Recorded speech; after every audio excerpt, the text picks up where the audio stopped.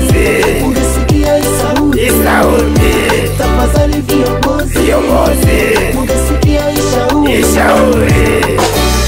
Hapa tulipo sisi toka zamani, kilio cha mkongomani kila siku amani. Aiwe wezi amini, leo hii dume mimi yani kama mtoto na mwanga machozi che.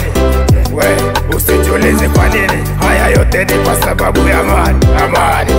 Nomba kwanza samahani, hadi mwani kwenu nyenye mashetani, hadi viongozi feki, taifa limewalaani. Sababu kuchagua tunachagua, lakini bado tunawawa mauaji na kuteseka. Mshahara tunapewa, wao kwao wanayona sawa. Tumana mkongomani shauri toi unaletewa.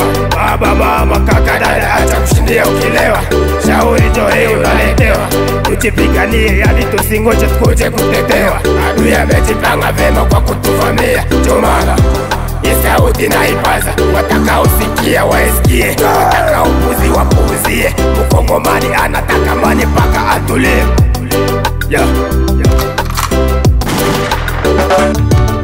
amani tutapata siku gani? Kila siku twalia, tafadhali wananchi, ungesikia sauti, tafadhali viongozi, ungesikia sauti, tafadhali viongozi, ungesikia ishauri. Tafadhali wakongomani mutambue kwamba liyo mbele ni waongo. Manongo sisemi uongo kama wao na zile siasa zao za Kongo. Ushagundua wao wako mbele kwa kutafuta mamongo, na leo wametusahau wanaimbi sababu wamekuwa wasongo. Mazoli hakuna bara na bango, epitoyo kibalingi bakabakongo.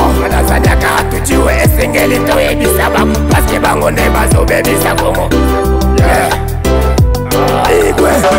Yo mwanga kama sembere sikuwa we baba samalire chiro chabana bukuwa we matangari umba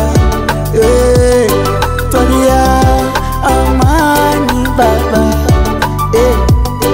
tusaidie amani baba kila siku kio kwetu amani kila siku kio kwetu amani amani amani amani amani amani tutapata siku gani? Kila siku twalia, tafadhali wananchi, ungesikia sauti, tafadhali viongozi, ungesikia sauti, tafadhali